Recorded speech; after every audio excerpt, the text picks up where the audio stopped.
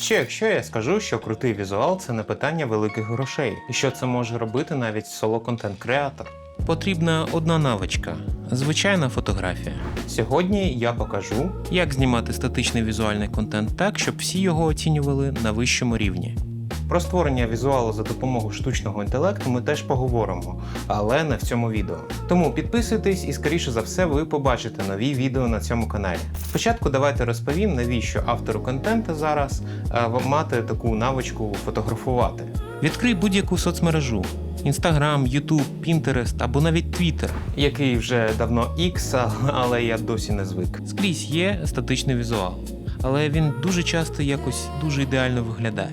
Звісно, це шаї генерація, і вона намагається робити контент дуже гарним, іноді навіть занадто гарним. Але скільки б ця технологія не розвивалась, людина постійно буде відчувати штучність. Не завжди усвідомлено, але відчуває, що щось тут не так, щось все дуже рівно.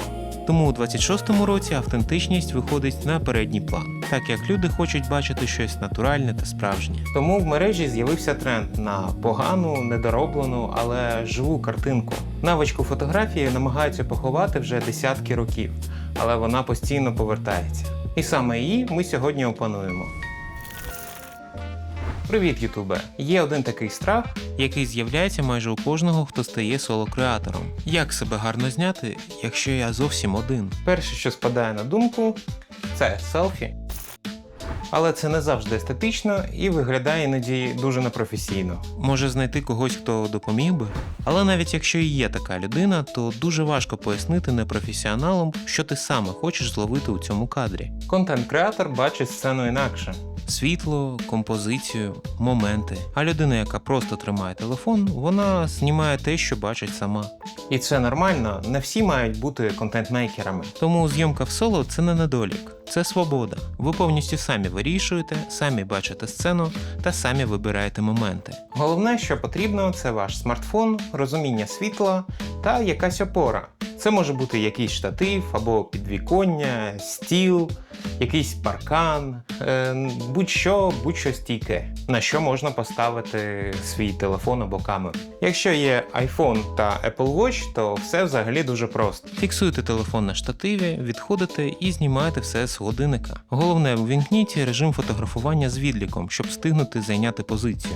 Те саме працює і з великими камерами. Більшість сучасних камер мають свій застосунок на телефоні. Підключайтесь до камери через застосунок по Wi-Fi і можете знімати дистанційно навіть з великою беззеркальною камерою. Якщо нічого з цього немає, то в кожній камері є можливість поставити таймер на 10 секунд. Цього буде достатньо, щоб добігти до позиції та все зняти. І ще важливо, фото без людини дуже часто відчувається порожнім.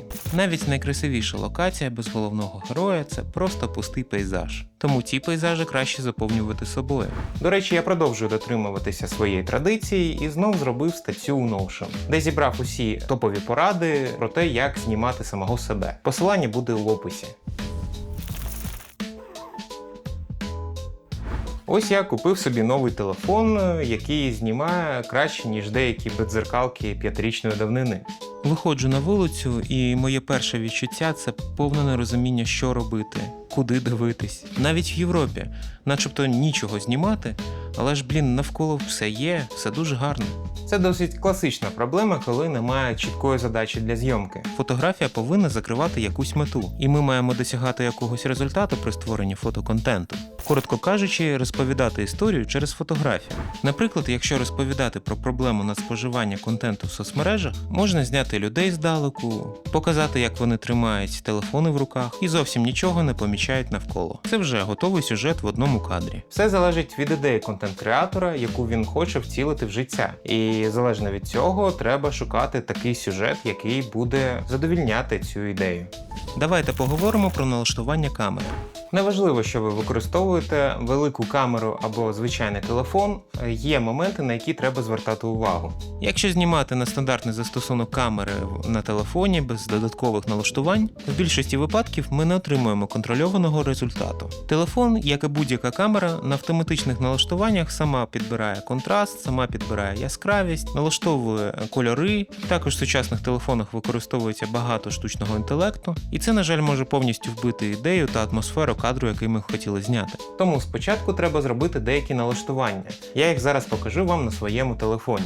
Перейдемо в застосунок налаштування. Тут знайдемо підрозділ камера. І по-перше, що нам тут потрібно, якщо у вас новий телефон від Apple, ви можете налаштувати колірний профіль. Тут є достатньо їх багато, але я використовую Gold. Це репліка на дуже популярну плівку від компанії Kodak, і вона дуже приємно виглядає на більшості знімків. Далі, що треба налаштувати, це формат.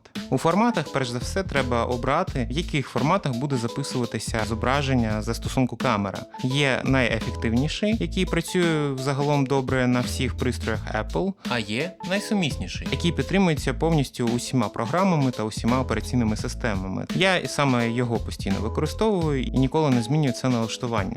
Формат ProRAW. Якщо ви хочете потім робити кольорокорекцію фотографій, краще використовувати цей формат, щоб більш гнучко керувати кольором. Тут також є налаштування цього RAW формату. Я використовую стандартний формат, який найкраще підтримується усіма програмами, а якщо хочеться мати якось більше інформації, то краще використовувати і спробувати інші варіанти. Що ще нам треба налаштувати? Треба зайти у підрозділ Preserve Settings. Це збереження налаштувань камери при новому запуску камери. Тут ви можете відмітити усі необхідні параметри, які треба зберігати, щоб вони не збивалися до дефолтних налаштувань при кожному запуску камери. Ну і ще що треба підмітити в налаштуваннях камери, це використання сітки. Це якраз у нас і є та сама сітка третин, яка допомагає нам робити гарну композицію. Ну і з основних налаштувань на цьому все. Для швидких кадрів це можливо і не потрібно, але якщо хочеться мати більше контролю, то це вже покращить ситуацію. Якщо треба швидко дістати телефон і щось зняти, ці налаштування будуть завжди на місці. На жаль, на Android показати не можу, але там налаштувань ще більше. І принцип той самий. Але всі ці технічні моменти – це лише інструменти. Набагато важливіше навчитись бачити світло. Треба розуміти, як падає світло від сонця під різними кутами та в різний час доби. Коли сонце в зениті, то об'єм кадру пропадає. Тіні стають короткими та жорсткими. Насправді це найгірший час для зйомки фотографії. І всі фотографи світу використовують різноманітні спалахи, які перебивають світло від сонця, та різноманітні відбивачі світла. Найкращий час – це золота година.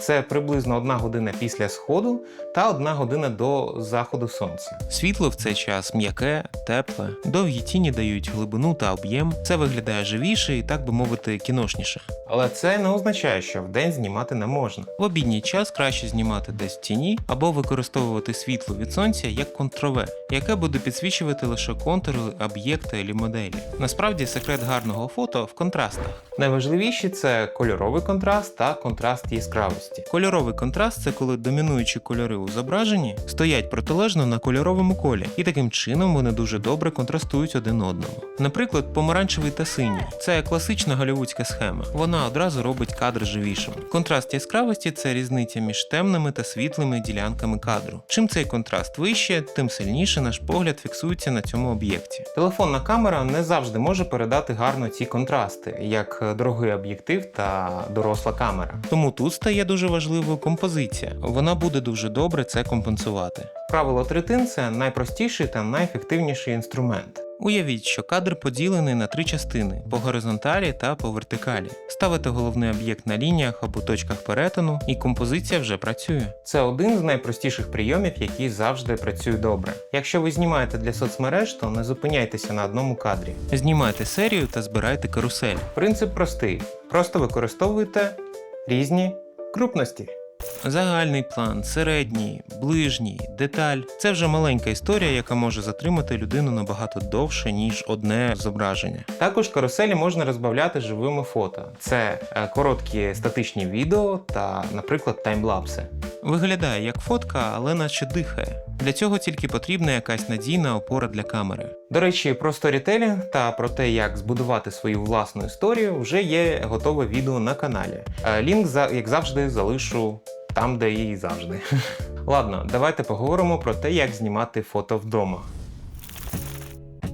Далеко не всі знімки треба робити на вулиці, де є вільний доступ до світла від сонця, цього безкоштовного та прекрасного джерела світла. Треба ще вміти знімати в приміщенні, і це окрема наука зі своїми нюансами. приміщенні працюють всі ті самі правила, що й на вулиці.